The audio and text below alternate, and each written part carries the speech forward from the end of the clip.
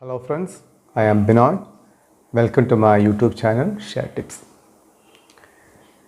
If a company, even having a good business in their hands, is showing continuously loss, we have to keep an eye on it, because whenever there is a change in management or something else, if the company shows some revival in their business, we have to enter into that share at that time. So if we can able to understand when this company is going to revive, it will become a multi-bagger stock in our portfolio. In most of the cases, it is happened in publicly limited companies. Because of mismanagement, even having a good business in the hand, the company will go on losses. I had identified such a share from public sector company, which is now showing a revival in their business.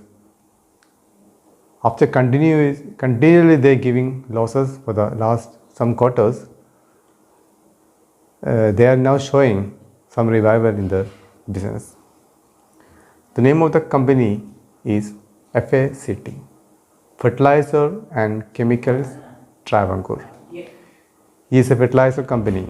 Actually, it is incorporated in 1940 as a private company and has become a publicly limited company in 1960. And the Government of India became the majority stakeholder in 1962. So actually now it is a publicly limited company. It is under the management of Department of Fertilizer, India. So if we look the valuation of the company 2 years back, EPS is negative EPS, P ratio is 100, something like that. So everything is negative and there is no chance for that time company to revive. But the management of the company is changed now, and it is now showing profit also.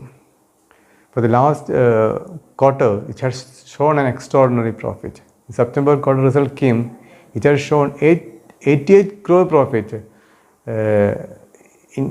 When compared to the last September quarter of 2019, it is only 8 crore profit.